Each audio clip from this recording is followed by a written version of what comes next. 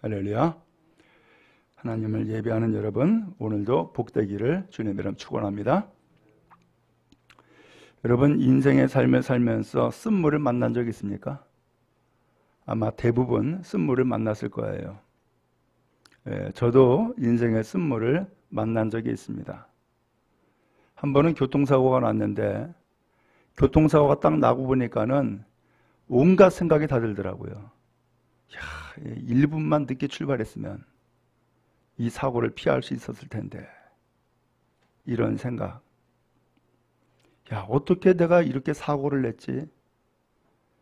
이 자동차가 정비가 잘 됐으면은 이런 사고가 없었을 텐데, 이런 생각.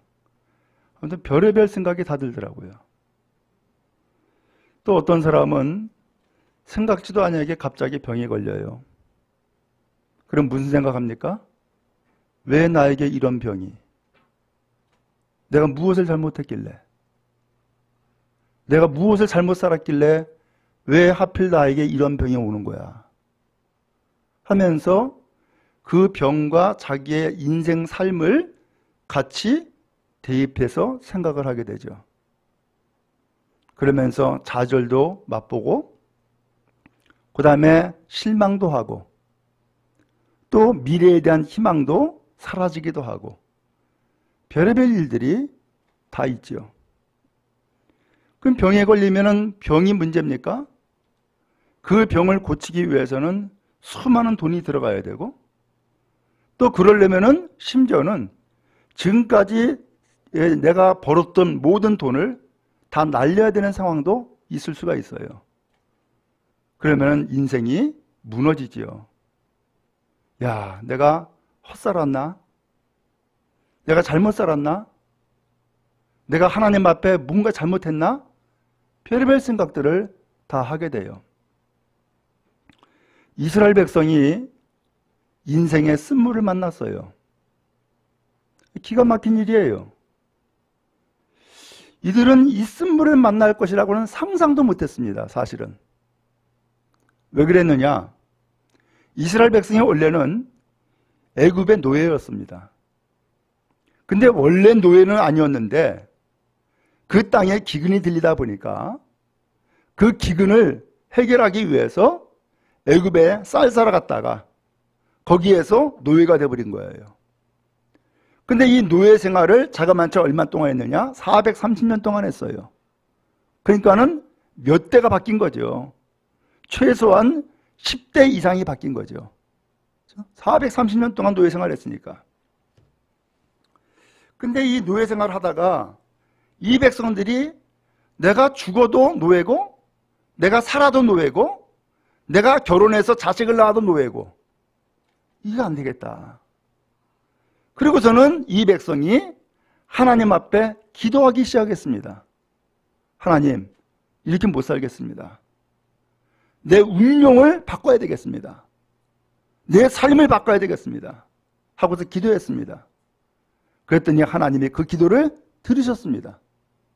그래서 이 백성을 애굽에서 구출해낸 거예요. 그래서 모세라고 하는 사람을 들었어가지고서는 이 백성들을 구출해냈어요.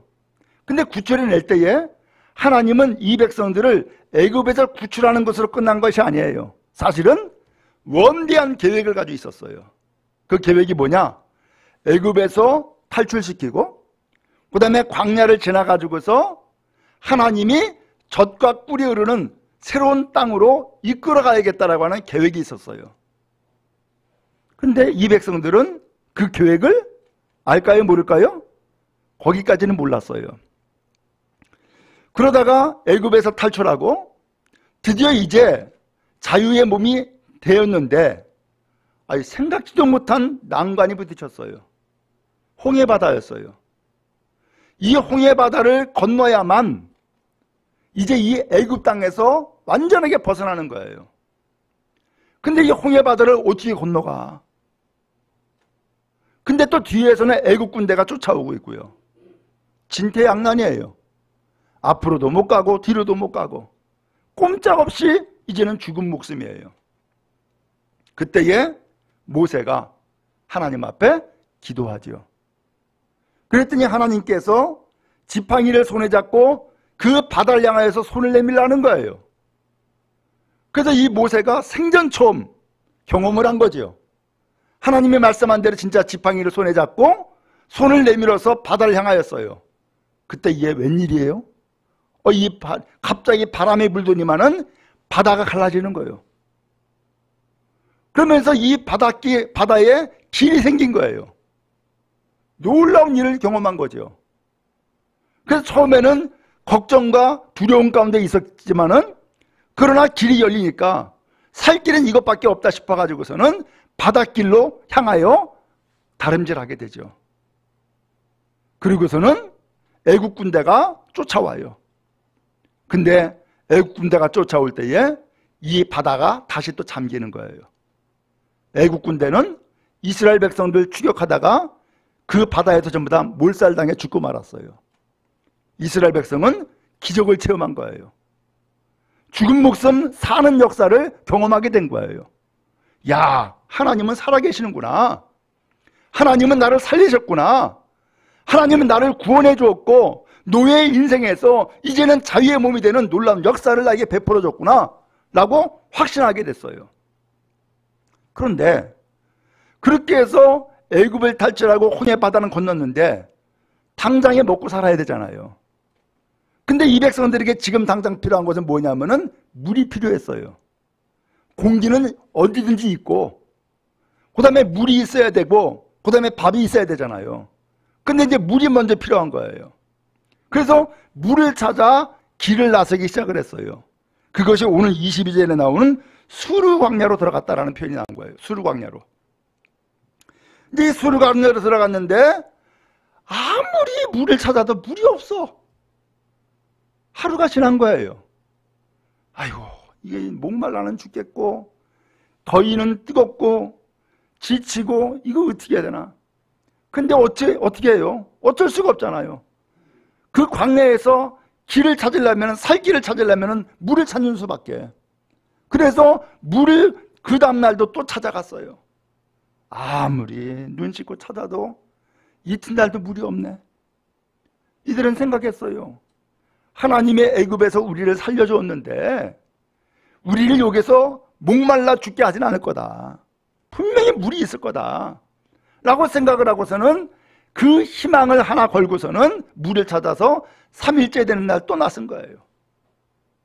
3일째 되는 날 나섰는데 역시 물이 없어. 그러다가 마라라는 곳까지 갔어요. 지도 한번 좀 보여주세요. 예. 거기 보면은 검은 줄로 되어 있는 데가 있죠? 왼쪽 맨 위에 람세스라고 되어 있는데 그 람세스가 출발한 곳이에요. 애굽에서 출발한 거예요. 그리고선 지금까지 어디까지 왔냐면은 2번 숫꽃, 3번 비아히롯, 4번 마라까지 오게 된 거예요. 여기 마라까지 오는 데가 지금 3일째 걸린 거예요. 3일째 걸린 거예요. 근데 거기에서 드디어 물을 만난 거예요. 야, 그럼 그렇지. 하나님의 우리를 목말라 죽일 리가 있어.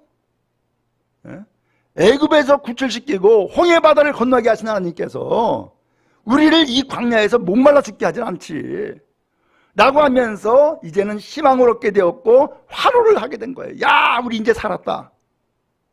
그래서 그 마라에서 물을 만나가지고 드디어 물을 마시게 된 거예요.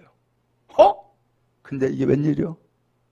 물이 써가지고서 마실 수 없는 거예요.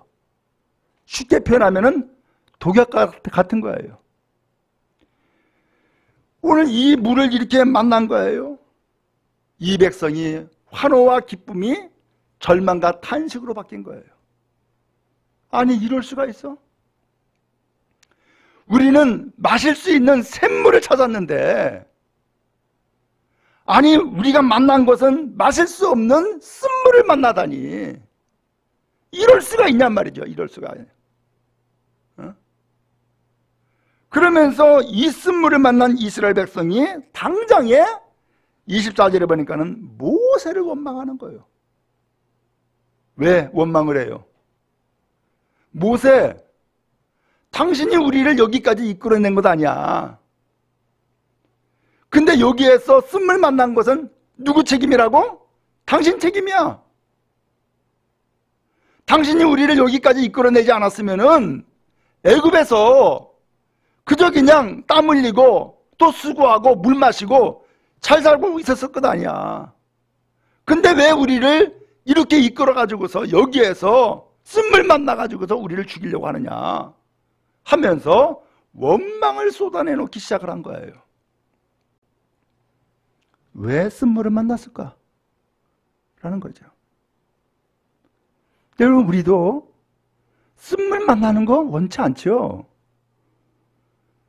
모든 일이 아주 그냥 착착착착 진행이 잘 되고 형통하고 아무런 문제 없고 평안하고 이렇게 살길 원하잖아요. 근데 왜 갑자기 쓴물을 만났냔 말이에요. 왜 그랬을까요? 우리는 이 쓴물을 만날 때에 왜 나에게 이런 일이 생긴 거야? 남들은 평안하고 남들은 잘 살더만 왜 나는 이렇게 고통을 당해야 되는 거야? 나는 왜 이렇게 문제만 많은 거야? 이런 생각을 하게 되잖아요. 왜 나에게 이런 일이? 그런데 모든 문제에는 하나님의 뜻이 담겨 있습니다. 모든 문제는 하나님의 뜻이 담겨 있는데 그러면 도대체 이 쓴물을 만난 것은 왜 그랬을까?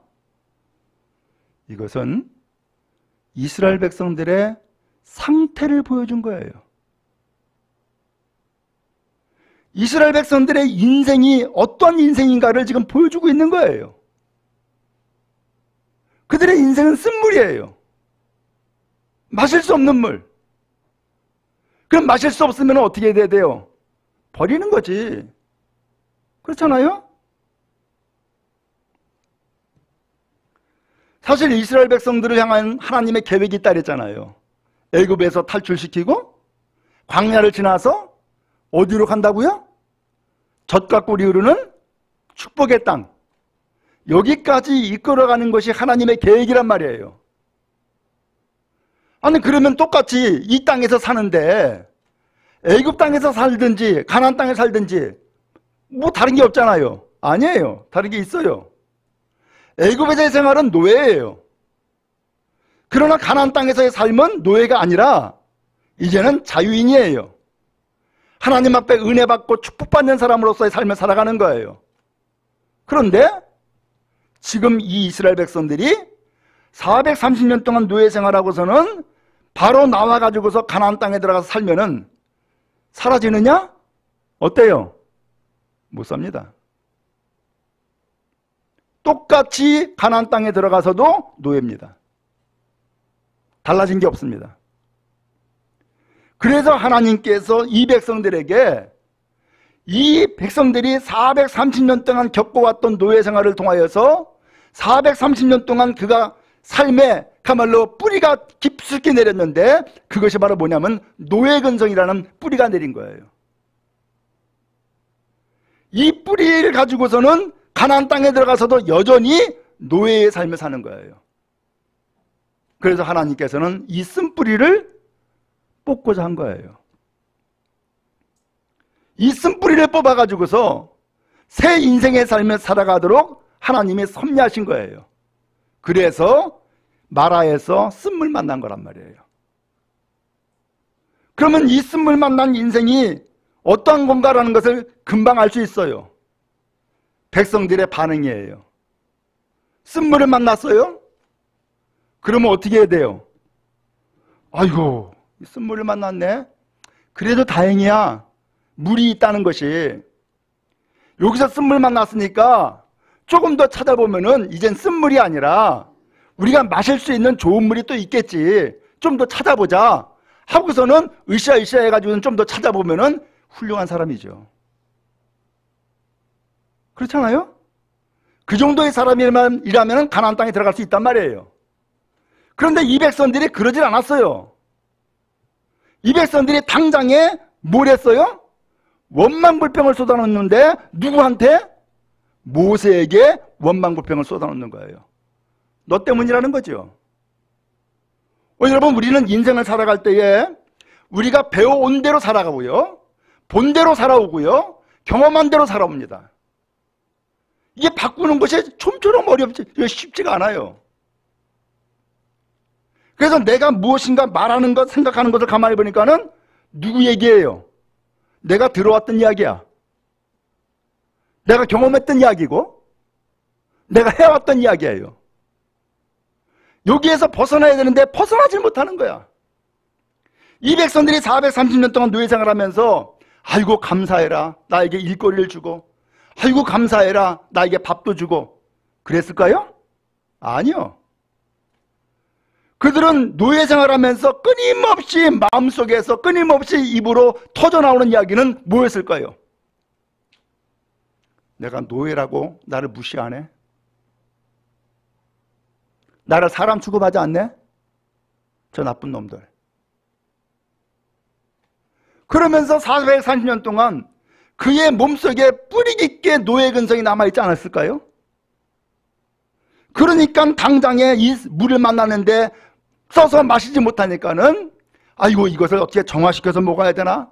아니면 또 다른 물을 찾아야 되나? 이게 아니라 당장에 나오는 것은 원망불평인 거예요. 이게 어디서 나온 거예요? 이게 지금 나온 게 아니에요.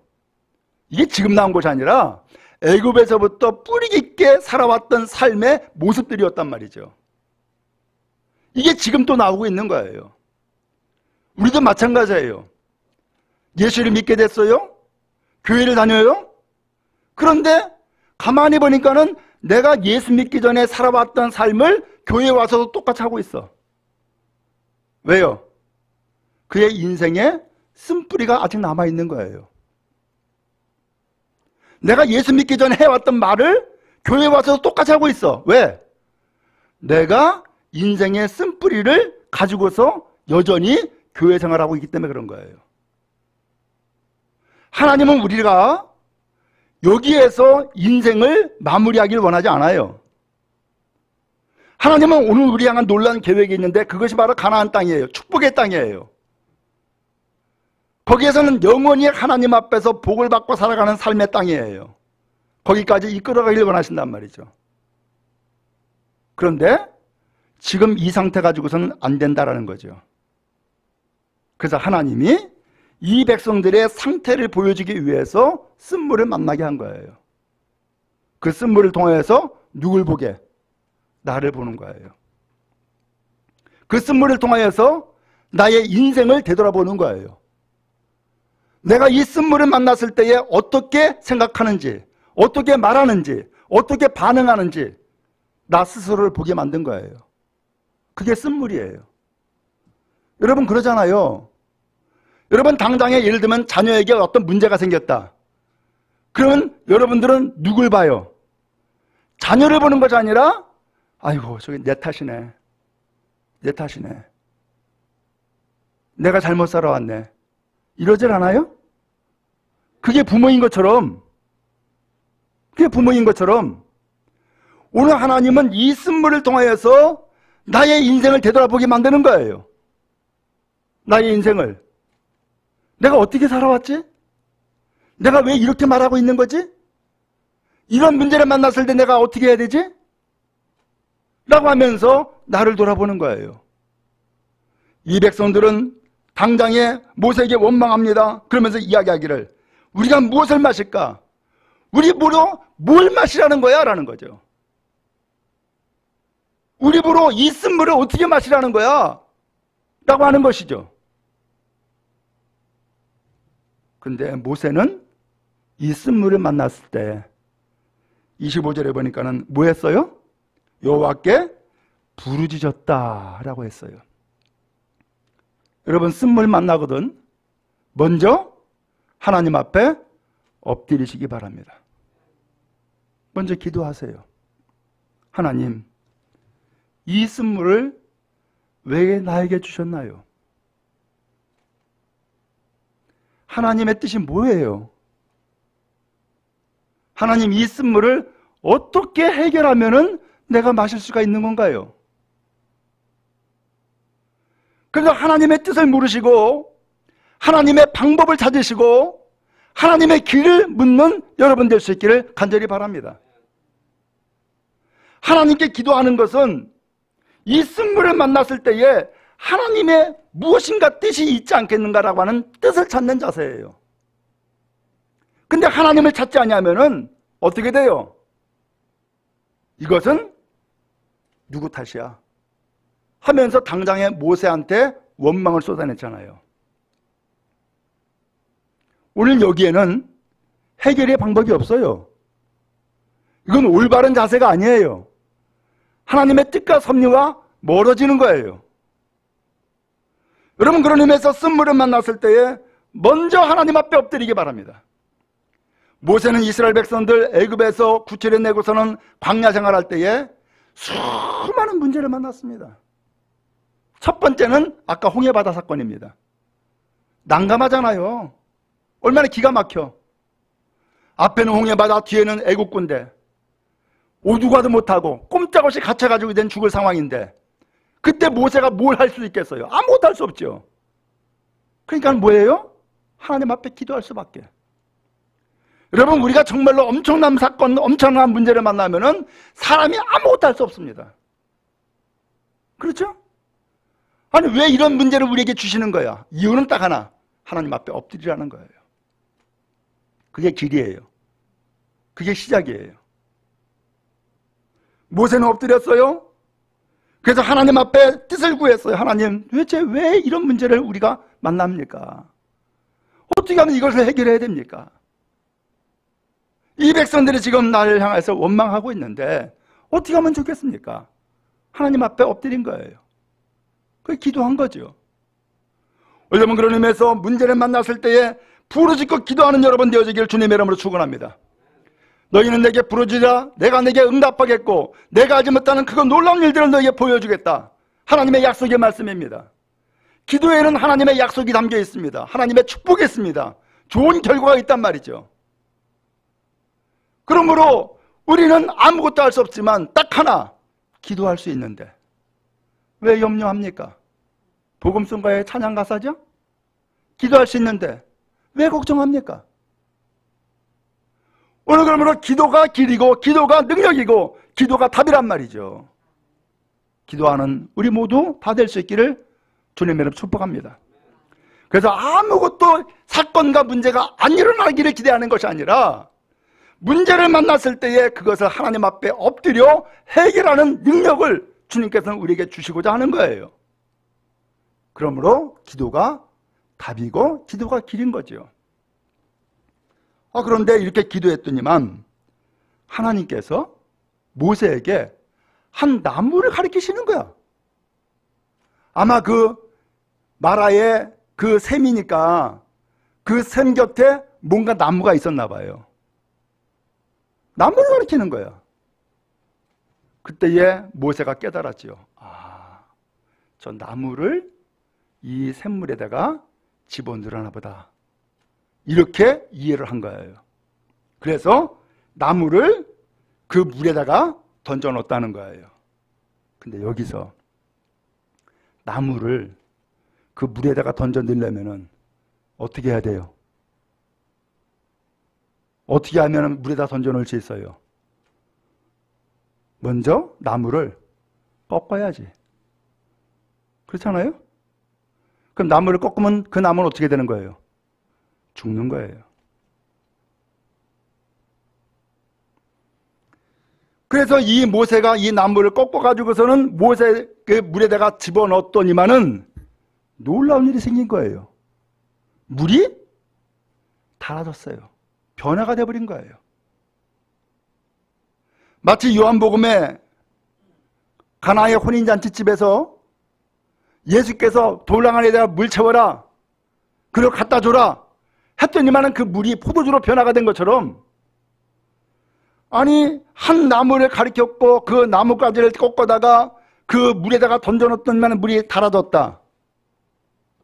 거기에 뭐가 들어있는 거예요? 한 나무에 희생이 담겨 있는 거죠.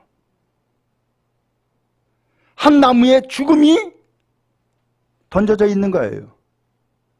그랬더니 물이 변화가 되어버렸어요. 여러분, 오늘 우리는 변화되기 원해요. 달라지기 원하죠? 오늘 진정 우리를 변화시키는 것은 무엇이 우리를 변화시키느냐? 누군가의 희생이 우리를 변화시키는 거예요. 사람들은 거의 모든 사람들이 희생하지 않으려고 그래요. 왜? 내가 살아야 되니까. 근데 그 누군가를 살리기 위해서 희생하는 사람이 있단 말이에요. 근데 그 희생이 우리를 쓴물의 인생으로, 살았던 인생을 단물의 인생으로 달라지게 만든단 말이죠. 오늘 예수님은 오늘 우리에게 바로 이 희생을 위해서 오셨어요. 예수님은 섬김 받으려고 온 것이 아니라 섬기러 왔다는 거예요. 그 섬김은 다른 것이 아니라 희생이에요. 그 죽음이었어요. 예수께서 죽으심으로 죄를 다 짊어지셨고 죄를 다 뒤집었었고 그 죄를 다 뒤집어쓴 상태에서 죽음으로써 죄는 떠나간 거예요. 그리고 오늘 우리를 살리신 거죠. 지금 이 백성들은 지금까지 표현한 것처럼 쓴물을 만났을 때에 원망불평 다 쏟아냈어요. 그게 그들의 삶이에요. 이 쓴물을 통해서 그들의 인생을 보여준 거란 말이죠. 근데 이 인생 가지고서는 가나안 땅에 데리고 가도 가나안 땅에서 여전히 못 살아요. 여전히 노예가 된단 말이에요. 하나님은 이 인생을 바꿔가지고서 데려가려고 그러는 거예요. 바꿔가지고. 쓴물 인생이 아니라 단물 인생으로 바꿔가지고서 데려가야만 가나안 땅에서 비로소 살 수 있기 때문에 여기서 하나님은 쓴물을 만나서 그들의 모습을 보여주고 이 쓴물이 변화되는 과정을 통하여서 아하, 오늘 우리의 삶이 이렇게 변화가 되어야 되는구나 라는 것을 깨달아 알기를 원하신 거예요.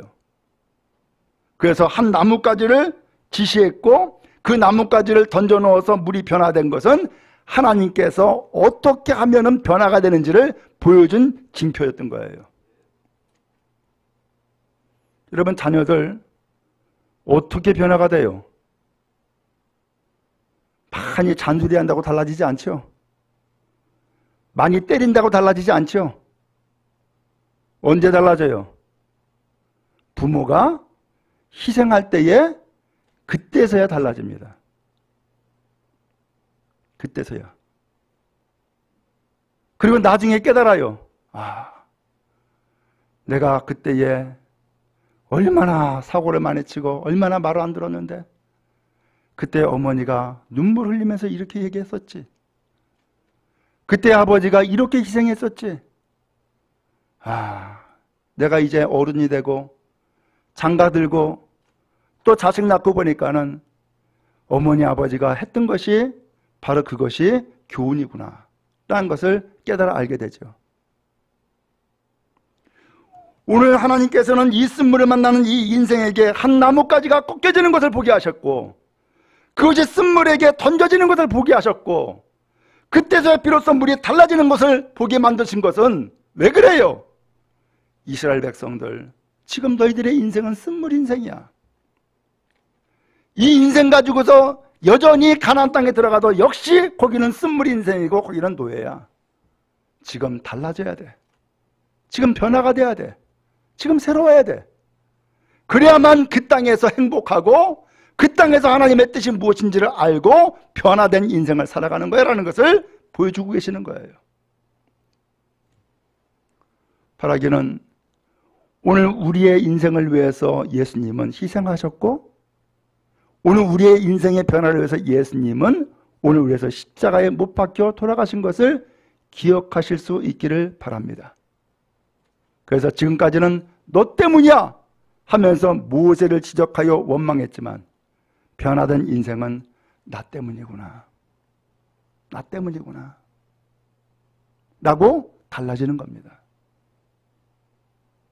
나 때문에 쓴물을 만난 거고, 나 때문에 내가 달라지지 않았던 것이고 변화가 안 된 것이구나 라는 것을 깨달아 알게 되는 거죠. 하나님은 거기에서 그 이스라엘 백성들을 위해서 한 가지 정해놓으신 것이 있습니다. 거기 25절 끝에 뭘 정해놨다고요? 법도와 율례를 정하셨다라고 했어요. 그리고 이것을 시험이라고 표현을 했어요. 시험. 아니, 법도와 율례를 정하셨다? 그리고 이것을 시험이다? 이게 무슨 소리예요? 이스라엘 백성들은 지금까지 법이 있었을까요? 없었을까요? 없었어요. 그들에게 법이 있다 그러면은 애굽이 법이야. 그쵸? 애굽이 법이야. 흔히 말하면 그들은 지금까지, 애굽은 세상을 상징하는 거거든요. 애굽은 악한 영이 활동하고 역사하는 세상을 표현한 거예요. 거기에서 누가 법이냐? 악한 것이 법입니다. 그리고 그 악한 것은 이스라엘 백성을 노예로 삼는 거예요. 여러분 그렇잖아요. 세상이 무엇이 법이에요? 오늘 우리를 세상의 종되게 만들잖아요. 그죠? 육신의 정욕으로 살게 만들고, 안목의 정욕으로 살게 만들고, 이생의 자랑으로 살게 만들고 그러잖아요. 그게 노예생활 아닙니까? 근데 하나님은 이제 이 애굽의 법을 이제는 청산하고, 이제는 애굽을 탈출해서 이 광야에 왔으니까 누구 법으로 살라고요? 이제는 하나님이 주는 법으로 살아 라는 거예요. 하나님이 주는 법으로. 그게 율례와 법도인 거예요. 너는 이제는 예수 믿고 구원받았어. 이제는 너에게 영원한 하나님의 나라 가나안 땅으로 들어가야 돼. 그러려면 지금부터 이제는 너는 세상 법으로 살지 말고, 세상 법은 이제는 끝났어. 이제는 하나님의 법으로 살아야 된다. 이제는 하나님의 말씀으로 살아야 된다 라고 정해주신 거예요. 어디에서? 그 마라에서.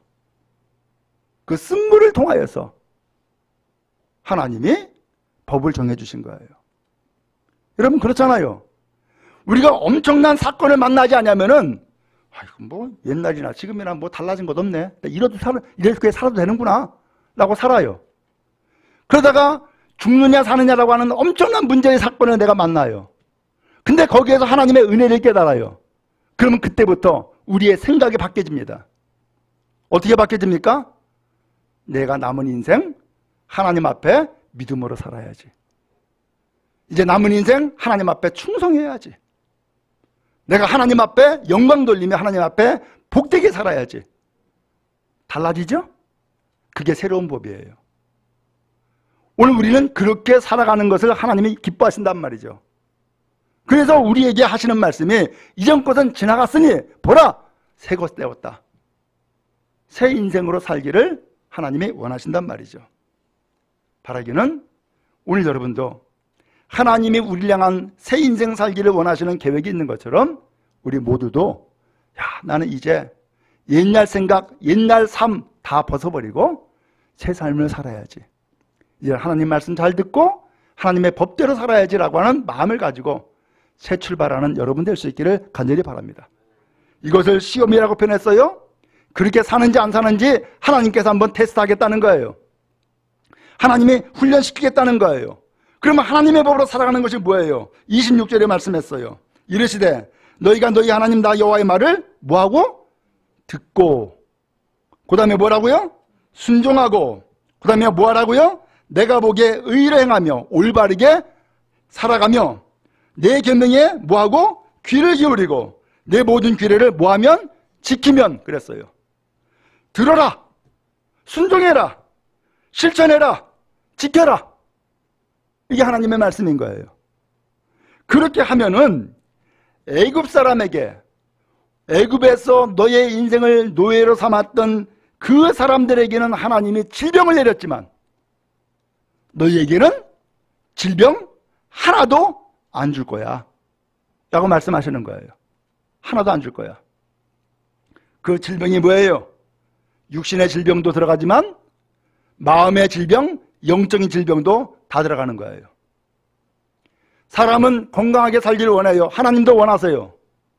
그래서 하나님은 데살로니가 후서에서 말씀하기를 영과 혼과 몸이 흠이 없이 하나도 기스 하나 생기는 것 없이 완벽하게 보존되어 살기를 원한다라고 하는 것이 하나님의 말씀인 거예요. 그래서 육신의 병은 수술하거나 약 먹거나 치료하면은 대부분 나아요. 그렇죠? 근데 육신의 병보다 더 심한 병이 뭐예요? 정신병이야. 이 정신병은 수술해서 낫는 게 아니에요. 아주 이건 곤란한 거예요. 근데 이 정신적인 병보다 더 어려운 것이 있어요. 그게 뭐예요? 영적 병이에요. 이것은 귀신이 튼다는 것이고 귀신이 그의 인생을 좌우하고 역사하는 거예요. 이 모든 질병에서 하나님은 우리가 건강하게 살기를 원하시는데 지금 이 이스라엘 백성들은 바로 이 마음의 병이 있는 거예요. 마음의 병, 애굽병, 노예병, 이게 아직까지 있는 거예요. 여기에서 벗어나라는 거예요. 이제부터는 하나님의 말씀 잘 듣고 하나님의 말씀에 순종하고 하나님의 말씀 따르면 애굽병 다 사라진다 라는 거예요. 그래서 하나님은 너희를 치료하는 여호와다라는 말씀을 하시고 계신 거예요. 바랍니다. 하나님 앞에 치료받고 생생사랑 놀라운 축복이 여러분 모두에게 있기를 주님의 이름으로 축원합니다. 그런데 이게 끝이 아니에요. 하나님은 27절에 보니까는 이스라엘 백성들을 마라에서 그렇게 단물을 마시게 하고 변화된 인생을 살게 하더니만은 어디까지 인도했어요? 엘림에 갔어요. 엘림에 갔더니만 무슨 일이 생겼어요? 물샘이 몇 개 있다고? 자그마치 12개가 있대요. 그 다음에 종려나무가 몇 개가 있다고요? 70주가 있대요. 12지라고 하는 것은 3 곱하기 4. 오늘 이 이스라엘 백성들에게는 12지파가 있고요. 또 예수님에게는 12제자가 있었어요. 그렇죠? 그 다음에 또 이스라엘 백성들에게는 장로 70명이 있어요. 장로라고 하는 것은 일종의 부족장이야. 그 어떤 부족을 전체적으로 책임지는 사람들이란 말이죠. 그럼 70이라는 뭐예요? 완전 숫자입니다. 12이라고 하는 이 12도 완전 숫자입니다. 이스라엘 백성들은 12지파를 이루어가지고서 결국은 뭐가 됐어요? 이스라엘 나라가 되었고 이스라엘 민족이 된 거예요. 지금까지 이스라엘 백성들이 애굽에 생활했을 때는 이스라엘이 아니에요. 이스라엘 백성들이 애굽에 생활했을 때는 히브리 민족이었어요. 한 족속의 한 가정이었고 한 사람이었단 말이죠. 근데 히브리 족속을 하나님은 이스라엘 민족으로 만들어버리시고 이스라엘 백성으로 삼으신 거예요. 여러분 예수 믿기 전에 과거에는 암흑의 성씨의 암흑의 사람, 암흑의 가정의 사람이다 이렇게 표현할 수 있어요. 근데 이제는 여러분들이 어떻게 달라진 거예요? 이제는 하나님의 자녀가 된 거예요. 하나님의 백성이 된 거예요. 그리고 여러분들을 통해서 여러분의 가정이 믿음의 가문으로 변화되는 역사를 하나님께서 계획하고 계신 거예요. 그게 엘림이에요. 바라기는 엘림에까지 이르는 여러분 될 수 있기를 축복합니다. 그러잖아요? 아니 여기에서 우리의 인생을 끝낼 수는 없잖아요. 지금은 과정이고 지금은 마라의 쓴물인데 여기에서 끝나면은 얼마나 안타깝고 아쉬워요. 아니에요. 여기에서 더 나가야 돼요. 어디까지? 엘리메까지.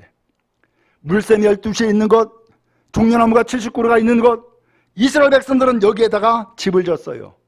그리고 여기에서 터전 삼고 생활할 수 있게 되었다라는 말씀을 여기서 하고 있는 거예요. 이스라엘 백성의 역사는 광야가 40년이에요. 아까도 지도에서 보여줬지만은 마라에서 쓴물 만난 것은 전 인생의 이제 초입 단계예요. 이게 끝이 아니란 말이에요.